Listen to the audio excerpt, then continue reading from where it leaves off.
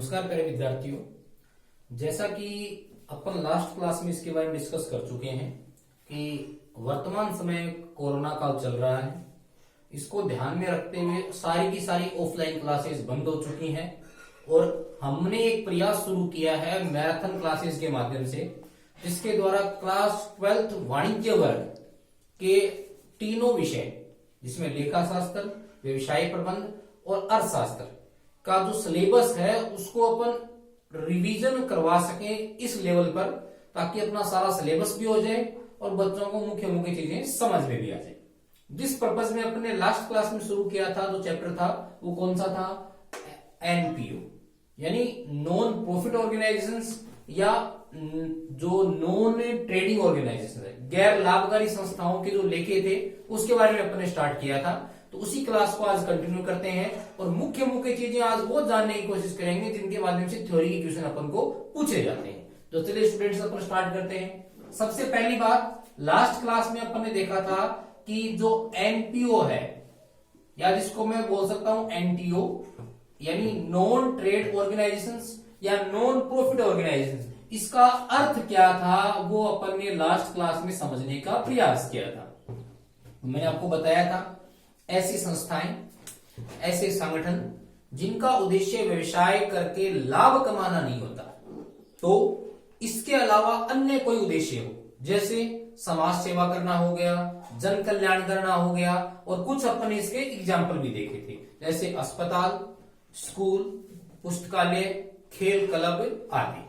तो आज की क्लास में इसके बाद अपन कंटिन्यू करते हुए कुछ बेसिक सी ऐसी थ्योरिकल चीजें उठाएंगे जिनसे कि कभी कभार क्वेश्चन बन जाते हैं। जैसे एक क्वेश्चन ये बनता है कि जो एनपीओ होती हैं यानी गैर व्यापारिक जो संस्थाएं होती हैं उनकी कोई 2 या 3 विशेषताएं बताइए। तो मैं इसकी ज्यादा विशेषताओं पर चर्चा नहीं करूंगा, अपनी बुक में सारी की सारी विशेषताएं दी गई हैं, लेकिन फिर भी मैं कुछ इसकी विशेषताएं हैं जो परिभाषा के माध्यम से निकालने का प्रयास कर रहा हूं, वो अब आप लोग भी समझिएगा। देखो, पहला अगर इसकी विशेषता देखें तो फर्स्ट, ये जो संस्थाएं होती हैं इनका उद्देश्य क्या होता है? इन संस्थाओं का उद्देश्य होता है जन कल्याणकारी कार्य, नंबर फर्स्ट। नंबर सेकंड, जो ये संस्थाएं होती हैं इनका वैधानिक क्या होता है? अस्तित्व होता है, यानी संस्थाओं का क्या होता है? वैधानिक अस्तित्व। नंबर 3 बात, इन संस्थाओं के पास जो पैसा होता है वो आता कहां से? सीधी सी बात है, अगर कोई बिजनेस हो तो उसमें तो व्यापारी पैसे लगा देगा जिसको हम कैपिटल बोलते हैं, लेकिन यहां पैसा कहां से आएगा? तो इंपॉर्टेंट बात है, ध्यान रखिएगा स्टूडेंट्स, क्योंकि इसका आगे प्रैक्टिकल क्वेश्चन में अपन पढ़ने वाले हैं कि जो गैर लाभकारी संस्थाएं होती हैं इनमें आय का सोर्स होते हैं या तो सदस्यों के द्वारा दिया गया चंदा यानी सदस्यता, या तो इसको मैं बोल सकता हूं शुल्क, सदस्यों के द्वारा दिया गया चंदा, या सरकारी सहायता।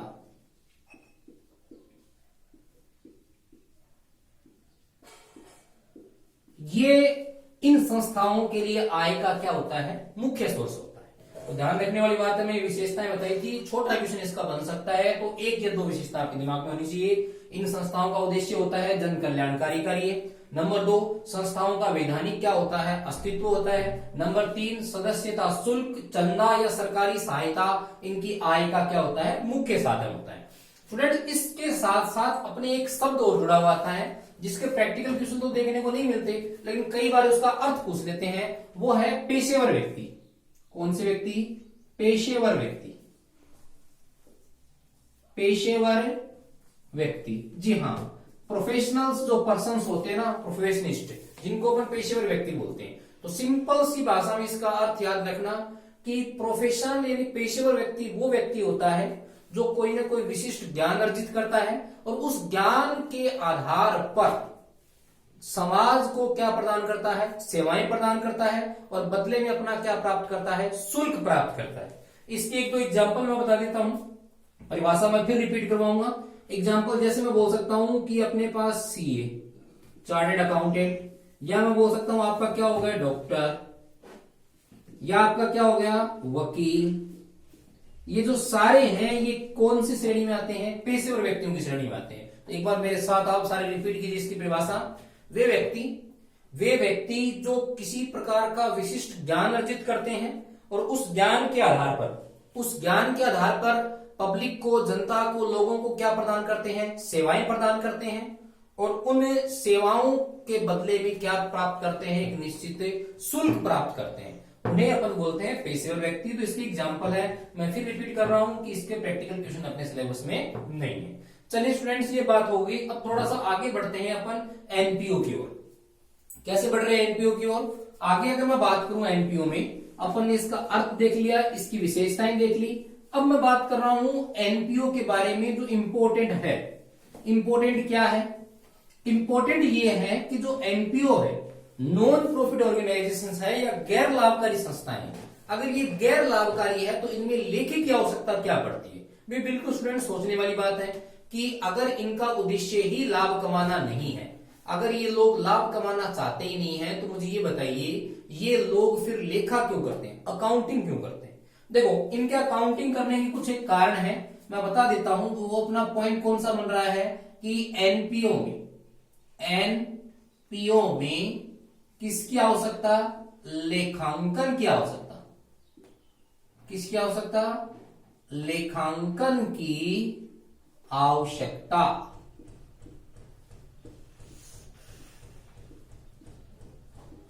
देखिएगा, एनपीओ में लेखांकन की आवश्यकता को अपन यूं समझ सकते हैं कि जैसे कोई खेल क्लब हो गया, ये मान के चलो कि कोई स्पोर्ट्स क्लब है। क्या है? स्पोर्ट्स क्लब है। इस स्पोर्ट्स क्लब में अपन ये मान के चल रहे हैं कि स्पोर्ट्स एक्टिविटीज होती हैं।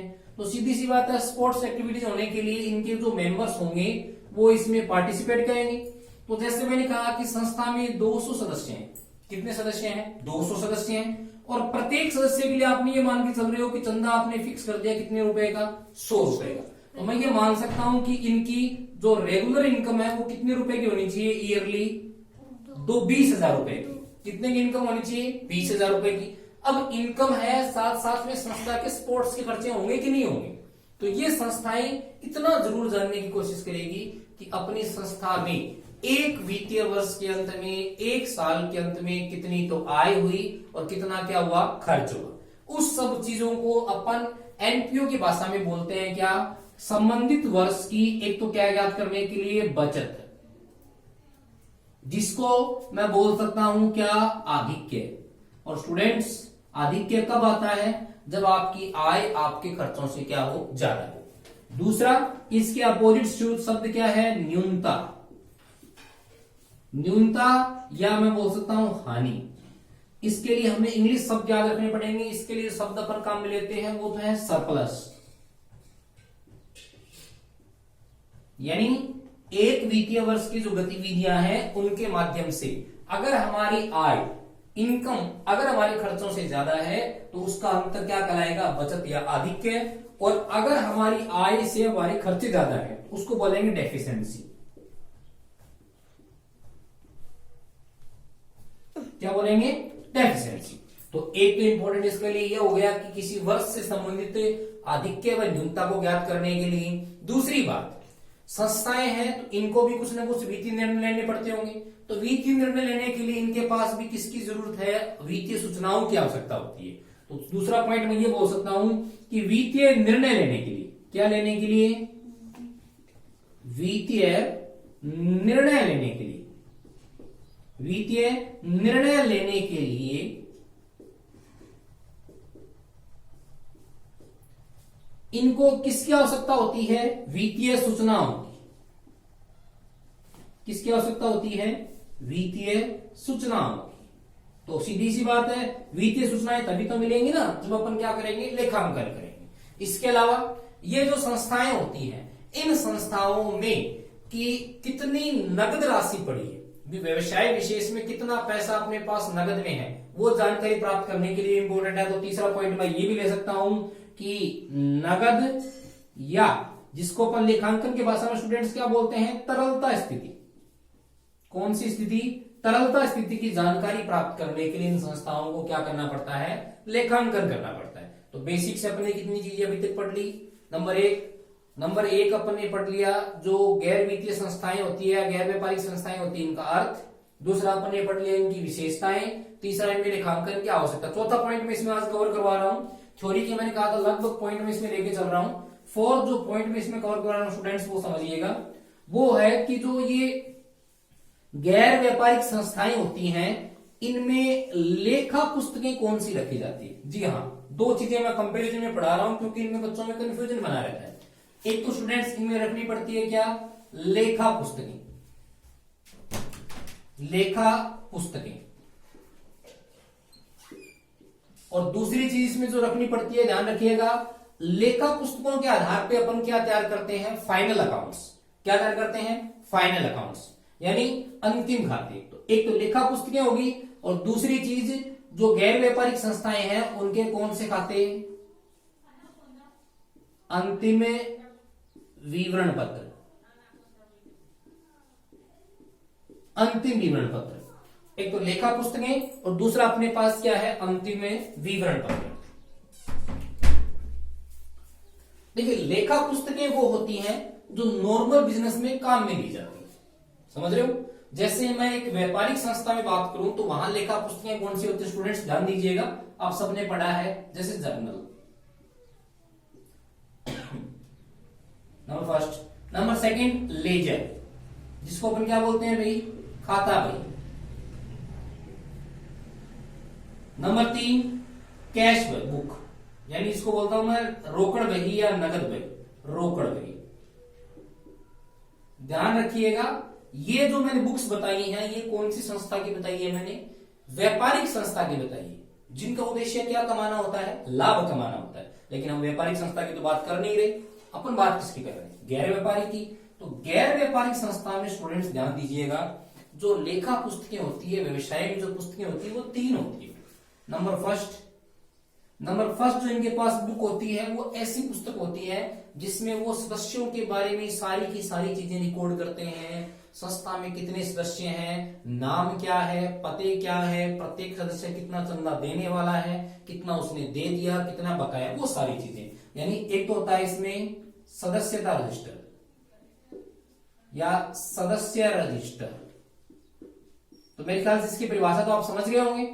ऐसी पुस्तक या ऐसा रजिस्टर जिसमें सदस्यों से संबंधित संपूर्ण जानकारी हो, वो कौन सा रजिस्टर कहलाता है, सदस्यता रजिस्टर या सदस्य रजिस्टर। नंबर दो, एक ऐसा रजिस्टर होता है जिसमें वो अपने सारे के सारे स्टॉक के बारे में जानकारी रखते हैं। अब स्टॉक का मतलब सामान बेचते खरीदते तो नहीं है, तो स्टॉक का मतलब क्या हो गया, तो स्टॉक का मतलब यहां हो गया कि व्यवसाय में जो कुछ भी वस्तु इनके काम आ रही। जैसे मैं कह दूं कि स्पोर्ट्स क्लब है, स्पोर्ट्स क्लब में क्या चीजें काम आएंगी बताओ स्टूडेंट्स। स्पोर्ट्स के लिए जो भी, जैसे क्रिकेट का कोई क्लब है तो क्रिकेट के लिए बैट्स हो गए, बॉल्स हो गई, उसके लिए जो किट हो गए, वो सारी चीज इसमें काम आने वाली है, समझ रहे हो। तो वो सारी चीजों का जो रजिस्टर होगा जिसमें जितना भी मटेरियल है उन सबको अपन एडजस्ट करके लिखेंगे भी आज के दिन अपने पास कितना मटेरियल है। तो नंबर दो का मैं क्या बोल सकता हूं, सामग्री रजिस्टर। सामग्री या ज्यादा बेटर नाम इसका क्या रहेगा, स्टॉक रजिस्टर। क्या नाम होगा, स्टॉक रजिस्टर। और नंबर तीन जो नॉर्मल बिजनेस की तरह यहां काम मिल जाती है उसका नाम है रोकड़ बही। कौन सी बुक, रोकड़ बही। तो ध्यान से समझिएगा, गैर व्यापारिक संस्थाओं में पुस्तकें कितनी होती है, तीन। सदस्य रजिस्टर, सदस्यता रजिस्टर, सामग्री यानी स्टॉक रजिस्टर जिसमें स्टॉक का सारा ब्यौरा होता है। नंबर तीन रोकड़ बही जिसमें कैश के आने जाने का दिन प्रतिदिन का व्यवहार जो रिकॉर्ड करते हैं वो काम करते हैं रोकड़ बही में। सिंपल सा बात अपन ये समझ सकते हैं कि ये डेली के ट्रांजैक्शन रिकॉर्ड करते हैं। अब बात करता हूं मैं अंतिम विवरण पत्र या अंतिम खाते। गौर से समझिएगा मेरी बात। अंतिम खाते वो खाते होते हैं जो या तो एक अवधि के अंत में तैयार किए जाते हैं या एक दिन विशेष को तैयार किए जाते हैं, जो एक पूरे के पूरे वर्ष का आपको ब्यौरा बताई, उसको पर अंतिम खाते बोलते हैं। तो ध्यान रखिएगा यहां अंतिम खाते तैयार किए जाते हैं तीन।